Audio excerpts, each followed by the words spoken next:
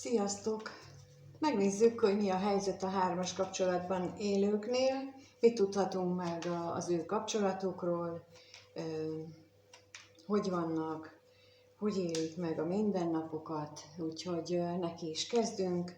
Tudjátok, ezt kérhetitek egyénibe is, a leírásban megtaláljátok a linket, ahol ezt kérhetitek, és írhattok is, az is ott van az elérhetőség a leírásban. Úgyhogy most azzal kezdünk, hogy akik együtt élnek, az együttélő páros, ők az együttélő páros, ők azok, akik nem élnek együtt, de a középső személy ugyanaz a személy mind a kettő kapcsolatban, tehát így hármas kapcsolódás, hogy van a középső személynek az a párja, akivel a mindennapjait együtt éli, és van az a párja, akivel csak energetikai kapcsolódás van közöttük, és akkor így vannak hárman ők. És akkor azzal kezdjük, hogy akivel együtt él, az a kapcsolata, azzal a személlyel a kapcsolatuk hogyan alakul, milyen jelenleg, kettő lapot kérek mindkettő részéről, hogy milyen az ő kapcsolatuk most, mit tudhatunk meg erről a kapcsolatról, úgyhogy kettőt először a társ, hogyan éli meg a kettejük kapcsolatát, és a középső személy hogyan éli meg a kettejük kapcsolatát.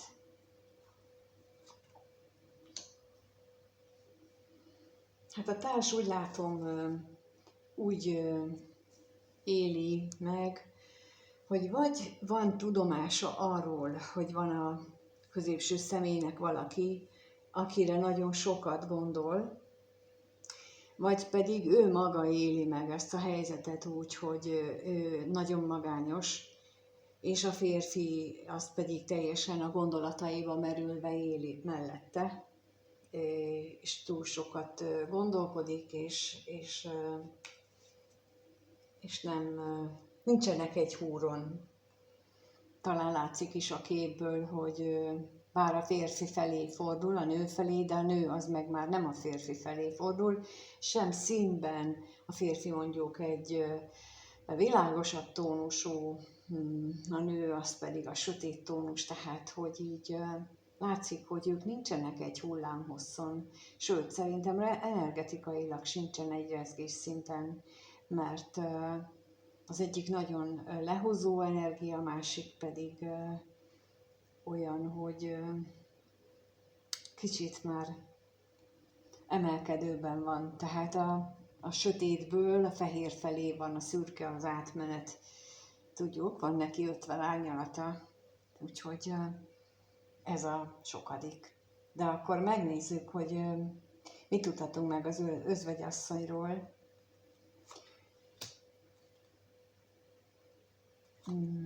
Hogyan éli meg ezt a kapcsolatot, és az gondolatra is kérek.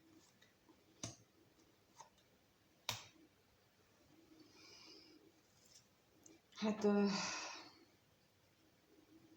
lehetséges, hogy azt gondolja, hogy vagyis úgy éli meg a kapcsolatukat, hogy az égiek büntetése számára. Lehet, hogy ő valamikor követett el dolgokat, vagy úgy, hogy például nem volt meg benne a teljes szeretet, tehát hogy nem szeretetből jött létre ez a kapcsolódás, vagy nem ez a mély szeretetből, hanem sokkal inkább észbeli megfontolásból, hogy hát akkor ő alkalmas, mármint a középső személyre vonatkozóan gondolhatott így a társa annak idején, hogy ő alkalmas arra, hogy az én vágyaimat teljesítse, az én reményeimet megvalósítsa, vagy mellette én meg tudom valósítani azokat a dolgaimat, amiket én szeretnék, és olyan, minthogyha ennek a régi gondolatnak, vagy régi háttér energiának a büntetéseként éli meg most. Tehát, mint hogyha azt érezném itt most ebből, hogy ő ezt az Isten büntetésének éli meg, hogy ő annak idején így állt ehhez a kapcsolathoz. Mindeközben a középső személy ezt a kapcsolatot úgy látja, hogy itt tele van hazugsággal, szinte minden hazugság. Mi ez a hamisság itt?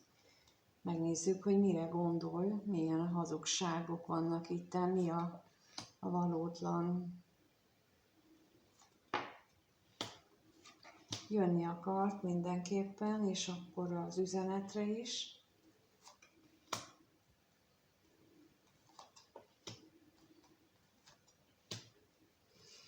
Elképzelhető, hogy a múltban a találkozásról is azt gondolja, hogy már az is egy becsapás volt, mint ahogy érdekes, amit az előbb éreztem. Itt most annak az energiája ismét megjelenik, hogy minden hazugság talán már a múltban is az volt, és az ígéretek is üres ígéretek voltak, akár mindkét részről, de ebben most nagyon összhangban vannak ez a két, akik együtt élnek. Ők most nagyon összhangban vannak, hogy a kapcsolatukat illetően, hogy ez szörnyű, ez a szó jött most, hogy ez szörnyű ez a kapcsolat. Az egyik úgy éli meg, hogy ő magában néz és rájön, hogy mit követett el annak idején, a másik pedig magában néz és rájön, hogy ő egy hamis ábránnak a nyomát követte eddig, egy ábrándot, ami az ő vágya. De akkor itt elmondom, hogy valójában, amikor az ember szerelmes lesz, így hirtelen, ilyen nagyon, az első időszakban a saját kivetítésünkben leszünk szerelmesek. Nem a másik szemébe, csak azt látjuk benne, akit látni akarunk. Jön egy ember, és ő pont azt adja nekünk, amire vágyunk, mert ott is akkor arra vágyunk. És amikor, mert valahogy a tudtára adjuk, nem is vesszük észre. És amikor egy idő után már nem azt csinálja, és a kellően sokat várunk, tehát általában fél év, az amikor kezd tisztulni a rózsaszín köd, és akkor elkezd mindkét személy elkezdi a másikat valóban látni, és akkor onnantól kezdve, hát nem biztos, hogy az a kapcsolat megmarad. Úgyhogy itt olyan, mintha ez a középső személynél ő nem engedte volna el a fél év után, tehát amikor láthatta volna már a valóságot, ő nem akart szembesülni vele, és azért érzi most ezt itt, hogy őt folyamatosan becsapták, mondjuk, vagy hát, hogy az úgy, vagy egészen más volt, mint amit ő hitt, hogy hazugság volt minden, de valójában csak annyi volt, hogy ő nem akart szembesülni a dolgokkal. Na, és akkor megnézzük azt, hogy a másik kapcsolatban hogyan élik meg azt a kapcsolatot, mi újság abban a kapcsolatban. Kettőt kérnék szépen itt a középső személy részéről, hogy milyen a kapcsolat szerinte.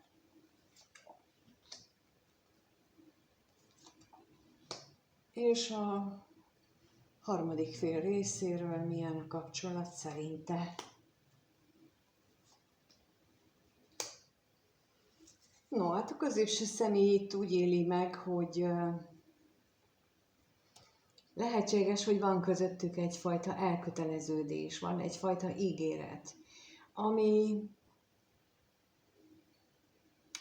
akár a vágyak felé viszi őket állandóan, illetve lehetséges, hogy ez az ígéret, vagy ezek a régen kimondott szavak, ezek a régi dolgok viszik őket a vágyak felé, amely vágyak lehetnek különbözőek is, de úgy látom, hogy a harmadik fél részéről ezek a vágyak éppen átalakulóban vannak, vagy pedig úgy érzi, hogy nagy átalakulást igényelnének az ő részéről, hogyha ez a kapcsolat a vágyai szerint alakuljon. De akkor megnézzük, hogy akkor a levélről mit tudhatunk meg itt. Mi az, amit a levél elmond? És a utazásra kérek még.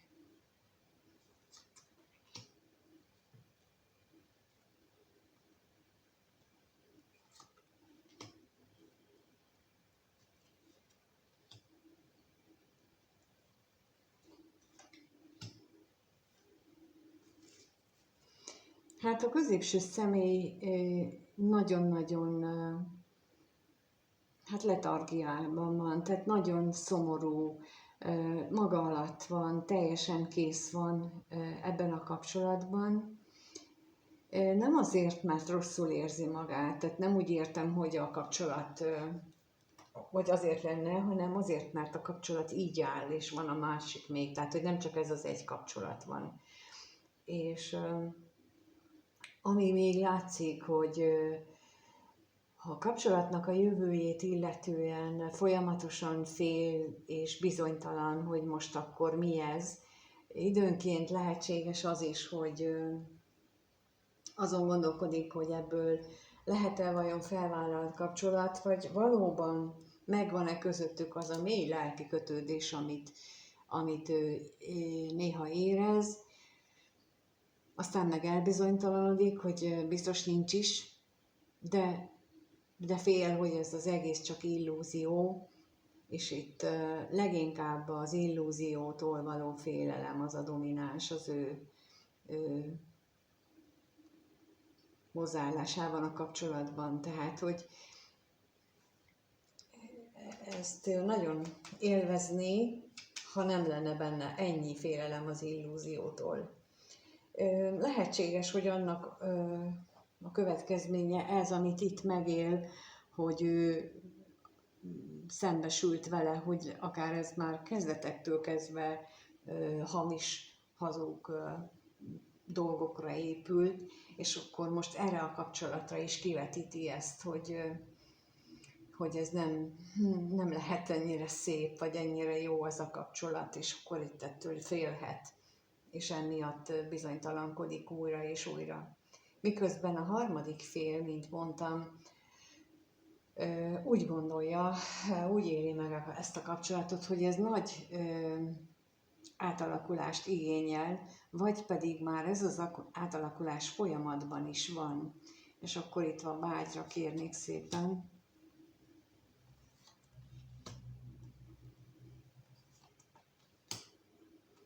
És a halálra is.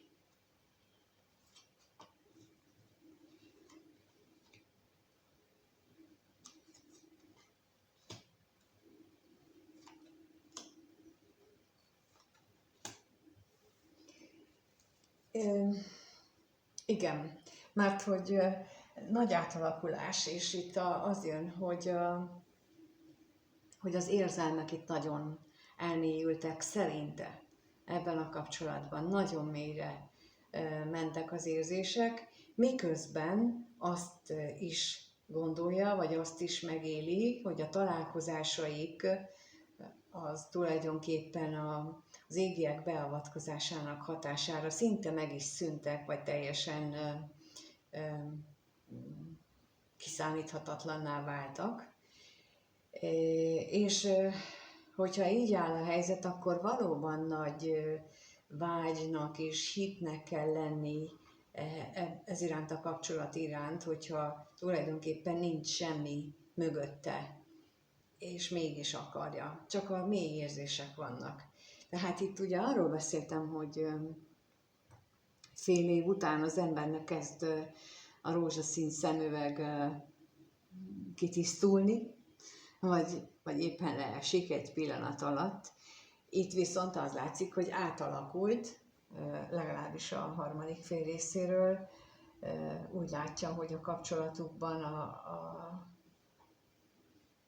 az érzések nagyon elmélyültek, és független attól, hogy mi történik, afelé kell haladniuk, vagyis ő afelé halad.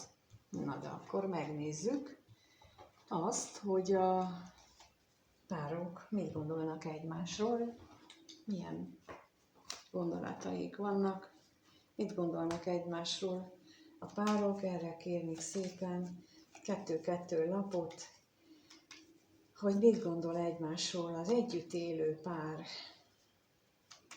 És először a társ részéről kérek 2, hogy hogyan gondolkodik a vele élő párjáról. Hogyan gondolkodik a párjáról.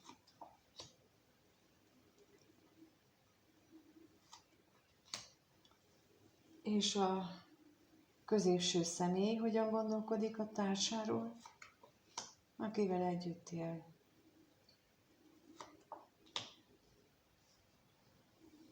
No, hát a pár úgy nézem, akivel együtt él a középső személy, ő úgy látja, hogy távolodnak el gondolatban, gondolatvilágban teljesen eltávolodnak egymástól, ami teljesen szokványos és normális, főleg amikor az ember fiatalon összeköti az életét valakivel, aki, hát mondjuk úgy, hogy csak a testi vonzalom van meg, fiatalon gyakran elkövetjük ezt a hibát, és akkor, amikor az elmúlik, akkor már ott vannak a gyerekek, és akkor, amikor már ott vannak a gyerekek, akkor meg a ház, meg a cél, meg hogy vagyont szerezzünk, meg egyebek, és közben pedig elkezdenek más irányba fejlődni. Ez 30 éves korig még nem is nagyon tűnik fel, de utána bizony elkezdenek különböző irányokba haladni az emberek, időnként nagyon látványosan, de hát erőltetik azt, hogy mi még család vagyunk. Itt viszont már az együtt élő társ is azt érzi, hogy teljesen más gondolatvilágban élnek. Tehát legalábbis ez a lapok ezt mutatják, úgyhogy kérnék szépen a katonatisztre, hogy mit tudhatunk meg még bővebbet róla.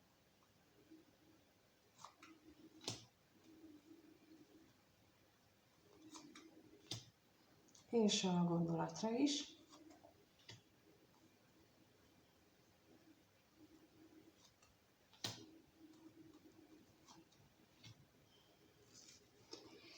Hát azt tudhatjuk meg róla, hogy bizony ezek a nagyon eltérő gondolkodásmód és gondolatok, azok nem csak egyszerűen ő tudja így belső késztetésből, hanem lehetséges, hogy nagyon sok vita és veszekedés az, amelyik ezt a tapasztalatot vele mondatják, vagy ez miatt gondolja.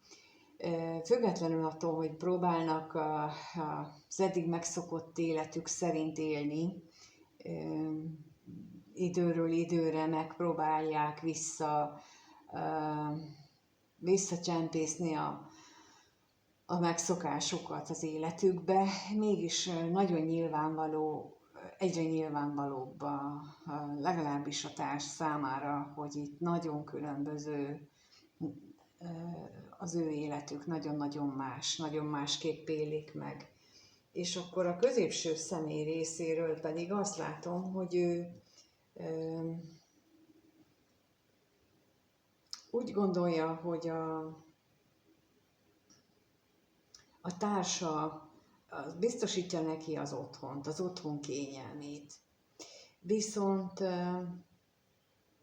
azt is érzékelem itt, hogy itt ez a látogatáslappal ő arra gondol, hogy neki a másik kapcsolatra is szükség van. Tehát, hogy a kettő együtt egész, és hogy nem elég az otthon kényelme az ő számára. És akkor most a házra kérnék szépen, hogy mit tudhatunk meg ezzel kapcsolatban még.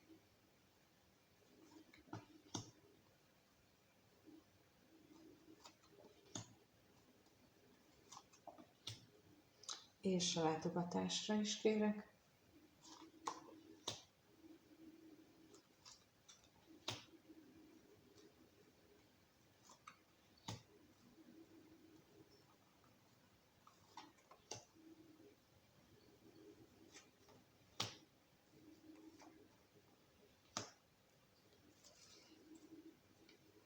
Hát, mint ahogy mondtam, hogy biztosítja valamilyen szinten neki az otthont,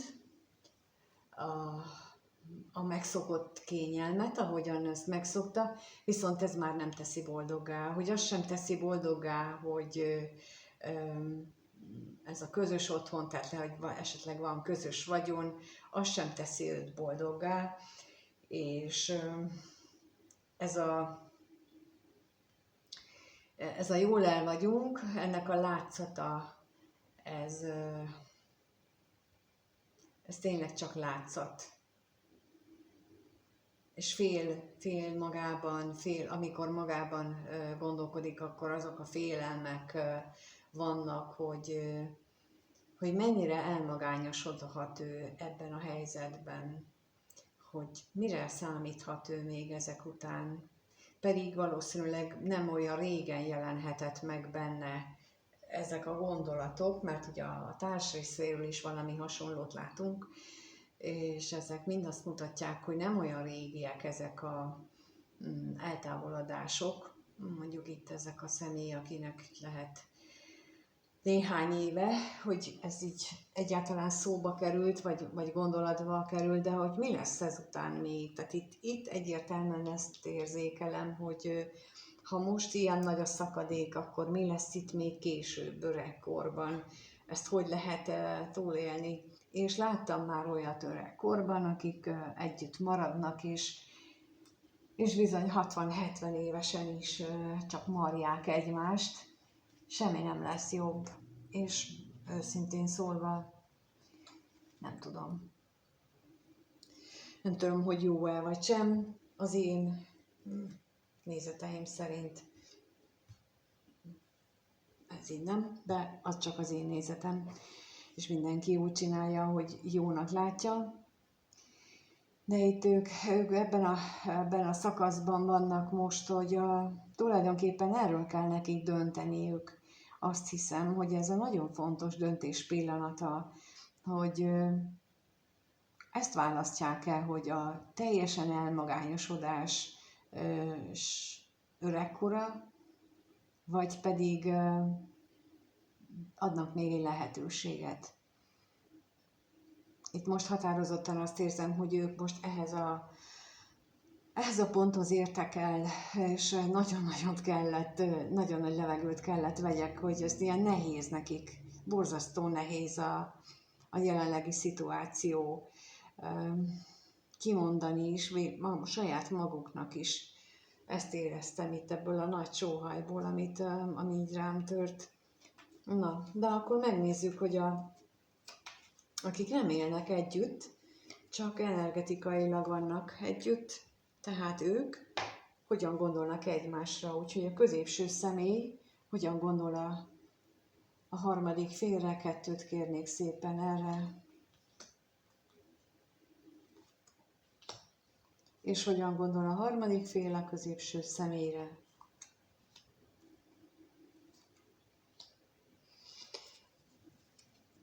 Érdekes. Látjátok? Tehát ők úgy gondolnak egymásra, mint a párok, a 2 pár, aki jelenleg nem egymás felé figyel, nem egymásra figyel, hanem máshová tekint, más van a fókuszban, de a középső fél úgy tekinti, mint az ő lelkitársát, a harmadik felet. Úgy tekint rá, mint aki az ő társa, de, mint ahogy mondtam, lélekben ráfigyel, de a valóságban nem. És ezt nagyon jól mutatják itt a lapok, és akkor az özvegyasszonyra kérnék szépen, hogy mit tudhatunk meg még erről.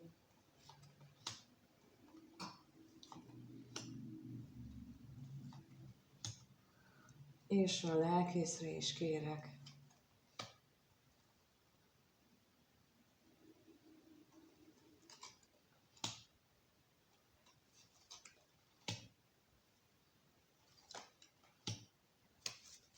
És azt látom, hogy a középső személy egyrészt aggódhat az anyagiak miatt, nagyon aggódhat, az, hogy el sem tudja képzelni, hogy hogyan valósítható meg ez az ő álmuk, vagy az ő álma, vágya, vagy mit akarnak az égiek, mit akarnak tőle az égiek, amikor ilyen helyzetbe hozzák, ugyanakkor pedig ott van az, hogy nagyon-nagyon vágyakozik a másik, tehát a harmadik félre, nagyon elképesztően mély vágyak vannak benne. És a harmadik fél az pedig úgy éli meg, hogy ő kitartóan erre a középső személyre gondol, de, mint látjuk, nem egyben az irányban vannak. Tehát egyik sem a másikat nézi, hanem mindenki valami mással van elfoglalva, mint ahogy mondtam már az előbb, de akkor mivel vannak ők elfoglalva? Erre kérnék szépen a hűségre először.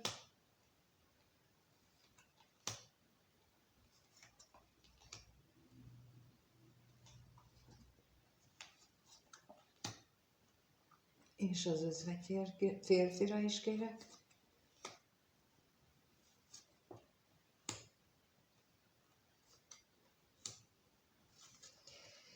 Lehetséges, hogy itt a harmadik fél azzal van elfoglalva, hogy próbálja magában összhangba hozni az érzéseket és a szenvedélyt.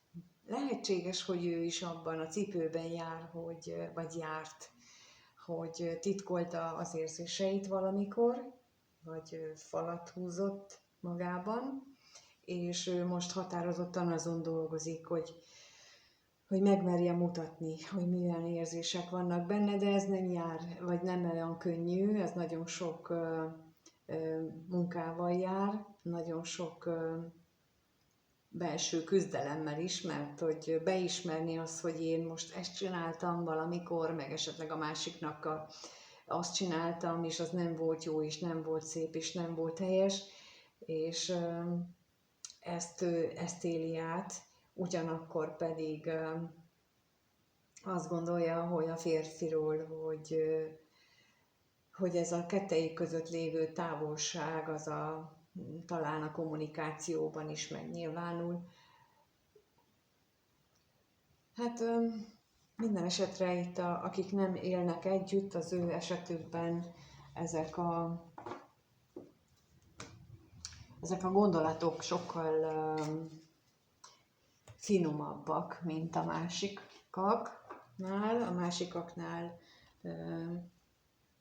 hát úgy mondom, nem csúnyák, nem nehezek, hanem nyomasztóak, inkább úgy mondom, mint ahogy mondtam, hogy ők egy nagy választóvonalhoz értek, ahol az életüket úgy kell eldönteni, hogy nagy magányban fogom leélni, és tudom, hogy az életem végéig tart, mint hogyha valahogy ez érdekes most, ezt mondom, hogy ez a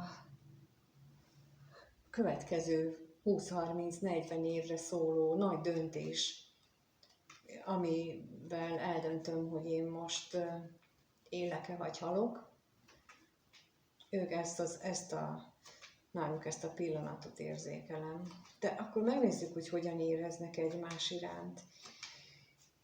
És akkor azok, akik együtt élnek, nekik kérdezem, hogy mit éreznek egymás iránt. Kettőt kérnék szépen a társ részéről, hogy hogyan érez a párja a középső személy iránt, kettőt a társ részéről, hogy hogyan érez a középső személy iránt. És a középső személy hogyan érez a társa iránt.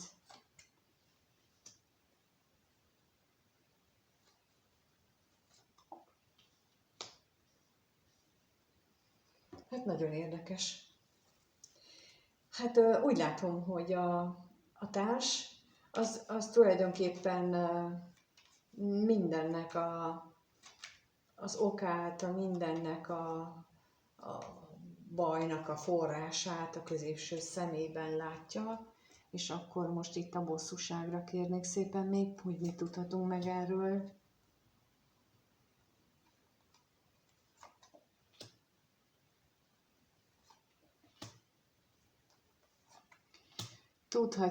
Tudhat a harmadik személyről, és az ellenségre is kérek. azt hiszem, hogy tud a harmadik félről, és azt látja a gondok okozójának, érzéseiben, mert ő nem őszinte még mindig magával. Tehát, hogy ő azt mondja, hogy ő szereti, de mármint, hogy ő küzd azzal, hogy ő milyen mély érzéseket táplál a középső személy iránt, és hogy a hűség és az elkötelezettségre vágyna, de náladva megakadályozzák őt. Például így a harmadik fél, akibe jött a kapcsolatukban, ugyanakkor pedig határozottan azt érzem, hogy ebből mármint a bosszúság és az ellenség lapjából az, hogy ez ő neki nettó hazugság, mert hogy talán így volt, amikor ő hozzáment, vagy hát úgy érte hozzáment, hogy összejöttek így a középső személlyel, megint ezzel ahogy akkor is ezzel a felszínes dumával jött magának, és a háttérben az előbb egy pillanatra kivillant az amit láttunk ott, hogy ő benne feltámadta úgymond bűntudat, hogy ő annak idején nem biztos, hogy teljesen őszinte és tiszta szándékkal ment bele ebbe a kapcsolatba, de most már megint itt van az ámítás, ezt érzékelem, hogy ő persze, és hogy a harmadik fél, és ha az nem lenne, akkor itt mégis minden jó lenne. Miközben a középső személy meg azt mondja, hogy szinte lehetetlen már a társával a beszélgetések, és akkor most még az üzenetre kérnék szépen.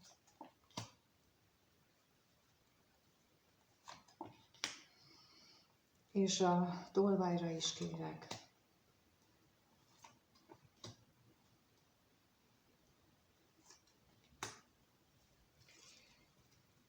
Mert hogy itt megint az jön, hogy a probléma, hogy ott van, hogy biztos van neki valaki, biztos azzal, amiatt van ez az egész, és egyébként pedig meg nem tudja eltartani, legalábbis az igényeket nem tudja kielégíteni, mármint az anyagiakat, és hogy abban nem jó, pedig azt ígérte, szóval, hogy itt valami ilyesmi nagyon éles kommunikáció van közöttük. Hát nem tudom, hogy közületek kit érint ez így.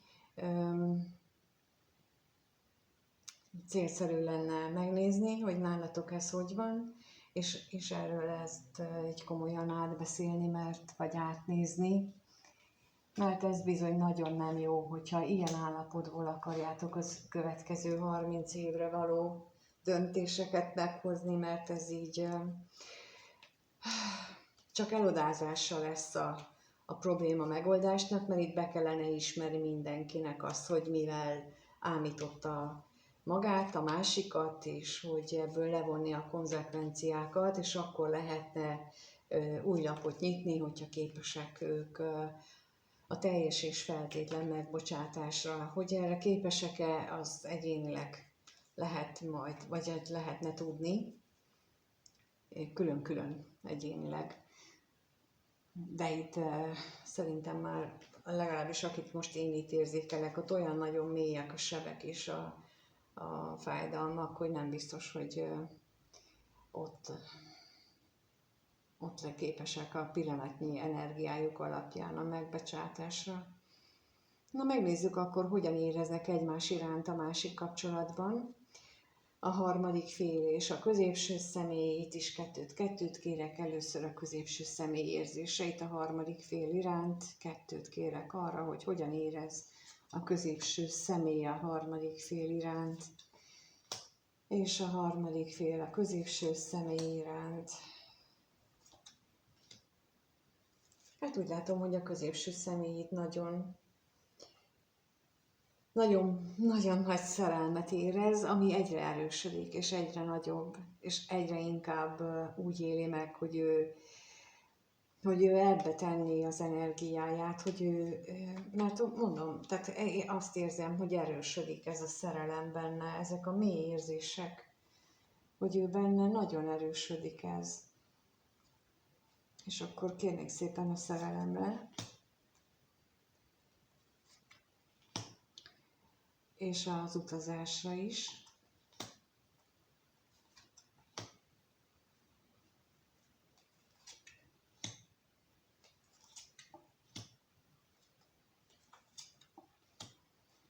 Hát bizony, mert mármint, hogy közben már elkezdtem mondani így fejben a szerelemre, ugye kijött a bosszúság, tehát, hogy azért ez nem egy egyszerű dolog, hogy nagyon mély érzések és egyre erősödik benne, de ugyanakkor ez nagyon nagy problémát okoz, hiszen neki van egy meglévő kapcsolata, van egy családja, van egy rokonsága, egy eredete, ahonnan jön, és azzal ez lehet, hogy nagyon szembe megy ez a kapcsolat. Ugyanakkor pedig azon is sokat gondolkodik, hogy tulajdonképpen ő neki ki kellene üríteni magát. Már úgy értem a mindent az életéből, mindent maga mögött kellene hagyni ahhoz, hogy ez a fajta vágya beteljesüljön, és ez nagyon elbizonytalanítja, hogy most akkor ő neki megéri-e, de mint mondtam, és itt megerősítik nekem legalábbis a lapok azt, hogy ő benne ez a mély szerelem, ez a mély érzés, ez nagyon is erősödik. Ez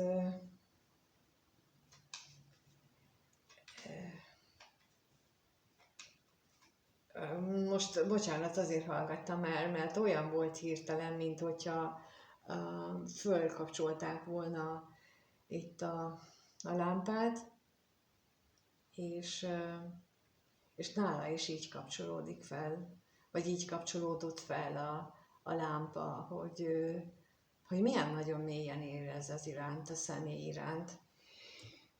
És hát azt látjuk, hogy a harmadik fél is nagyon jól érzi vele magát, nem tudott még egyszer kijönni a szerelemlapja, mert már kijött, tehát én az ő részéről is érzem ezt a határtalan érzéseket, és úgy látom, hogy ő itt a harmadik fél ezt úgy látja, hogy az égieknek a keze ebbe benne van nyakig. És örvendezésre kérek szépen.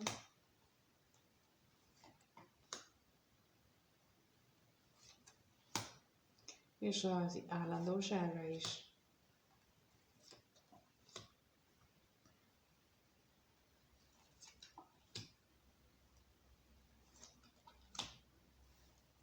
Lehetséges, hogy a múltban ők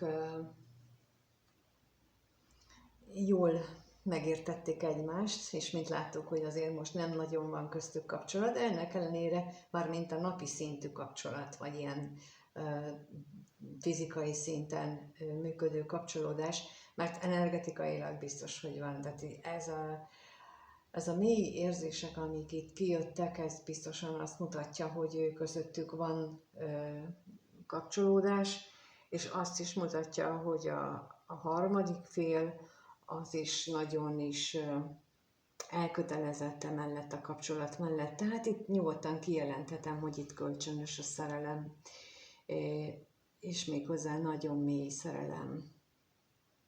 Tehát kölcsönösen mély szerelem van közöttük, ami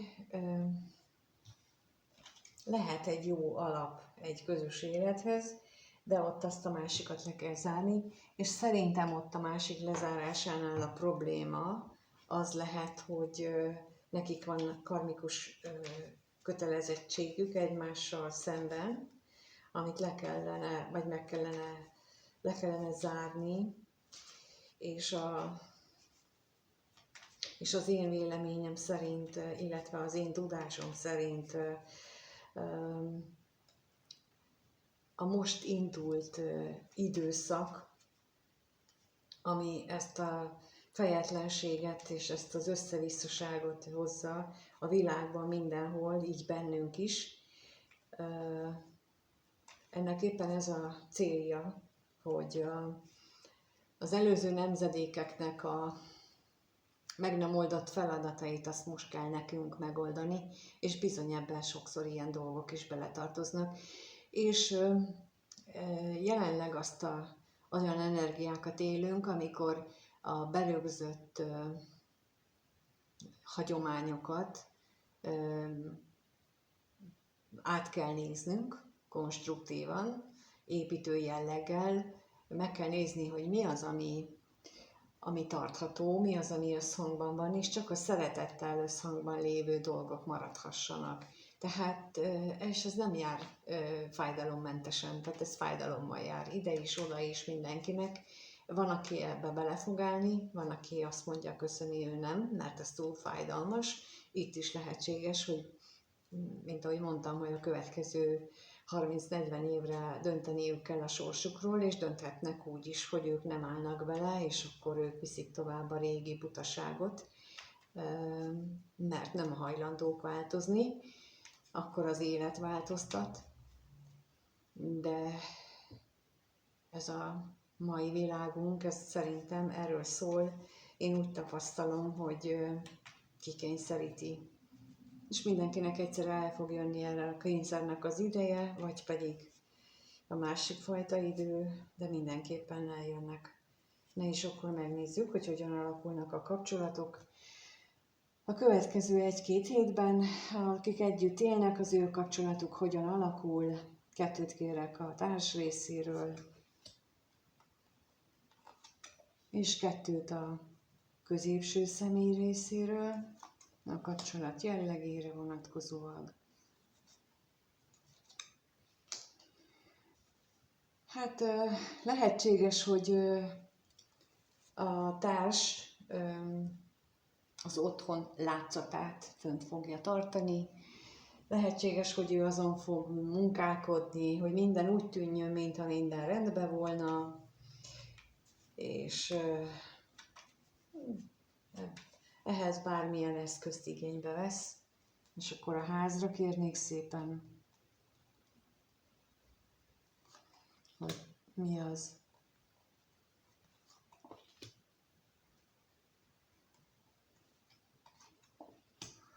És a hamisságra.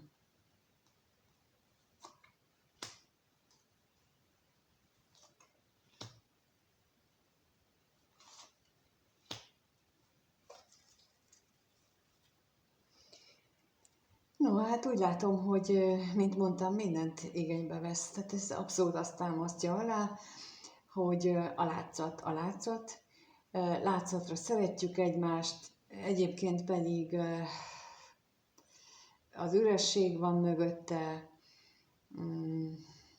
ott vannak a viták, a veszekedések, ami mögött ott van a mélységes gyász és szomorúság, de a vagyon és a pénz és valami,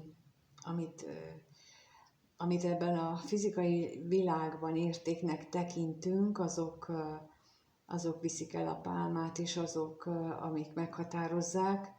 Na ez is az, amit én véleményem szerint nagy átalakuláson fog átmenni a következő évtizedekben, hogy mi az, amit értéknek tekintünk. Tehát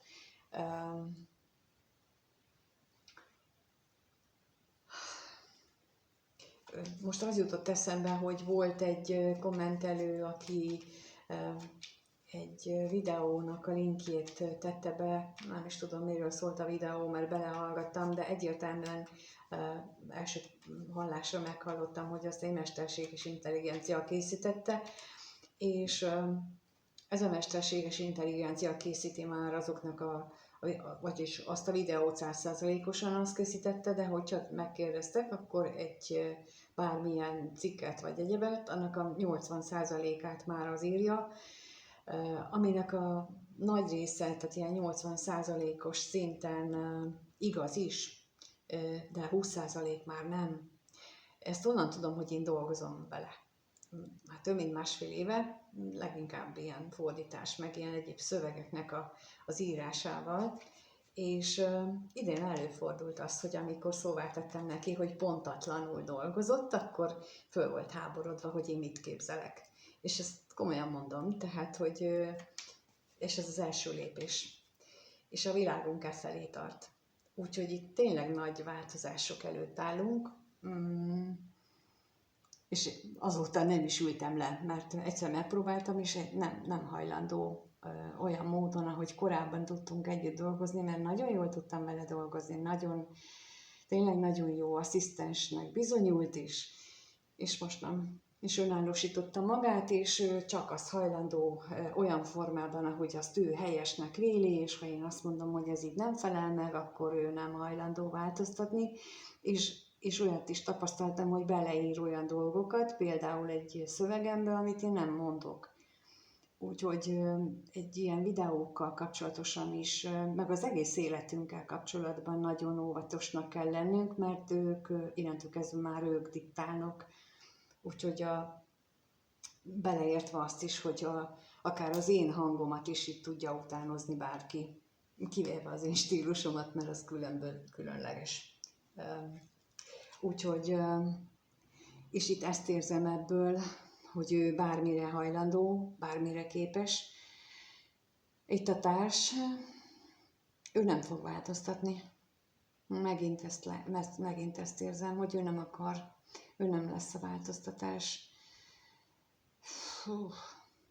És a középső személy részéről pedig azt látom, hogy ő lehet, hogy egyes esetekben megbeszéli a harmadik féllel, vagy esetleg más esetekben szóba hozza otthon, vagyis hát igen, akivel együtt él, szóba hozza annak, hogy neki van valakije, ha eddig nem tudott róla. De minden esetre, mint mondtam, a társ részéről ezt a reakciót fogja kiváltani, hogy ő nem. Tehát, hogy ő aztán nem fog ebből kilépni. Nem engedi meg. És a középső személynek ebben a helyzetben mit fog csinálni, úgyhogy kérünk szépen az üzenetre. És a látogatásra.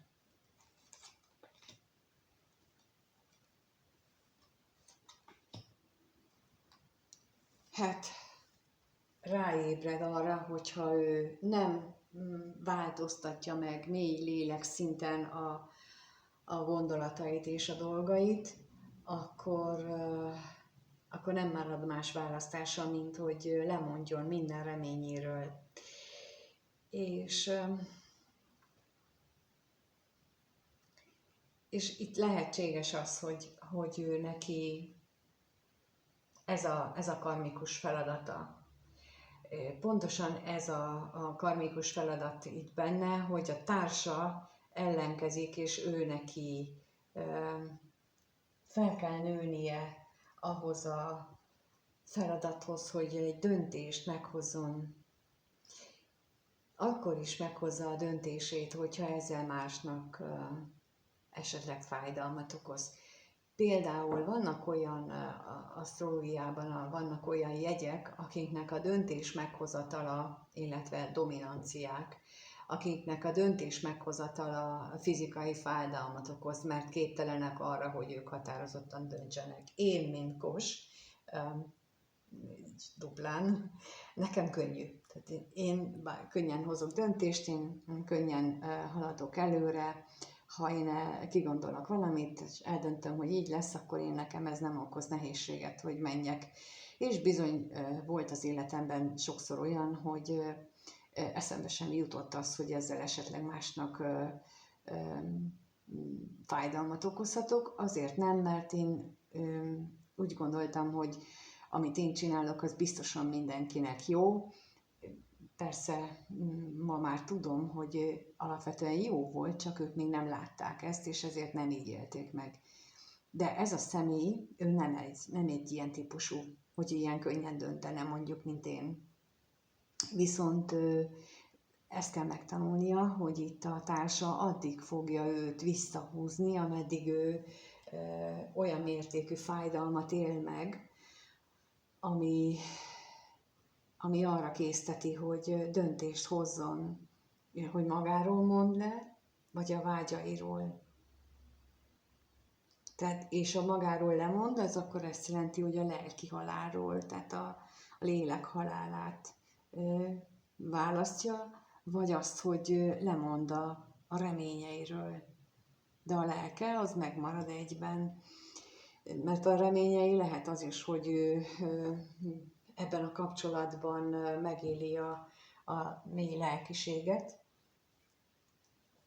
és akkor erről kell lemondania.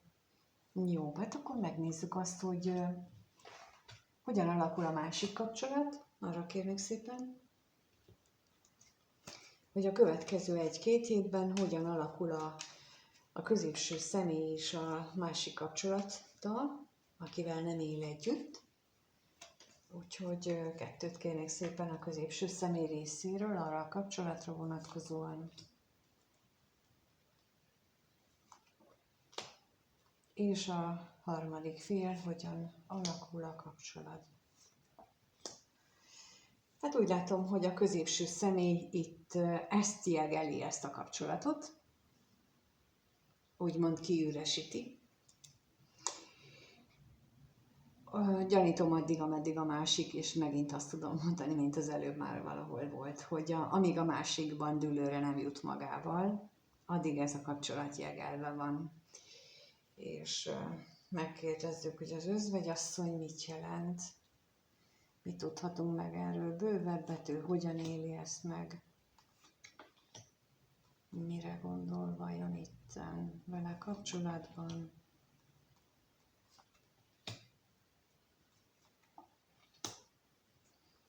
És a kevés pénz.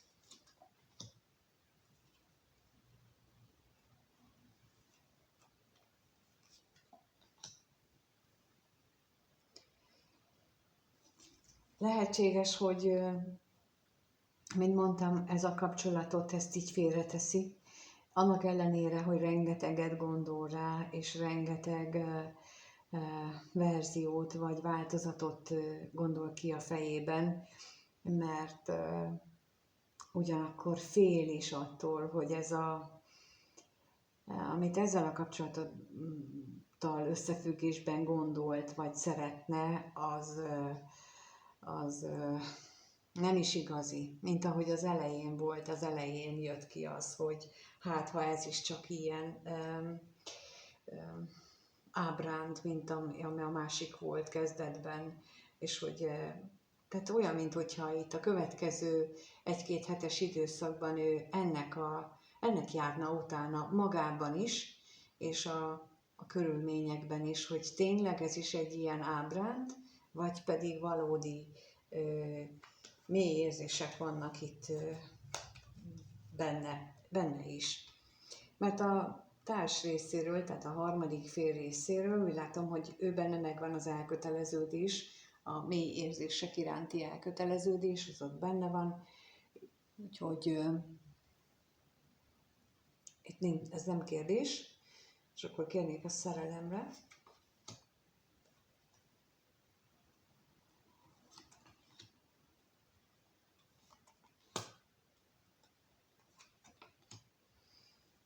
És a levélre.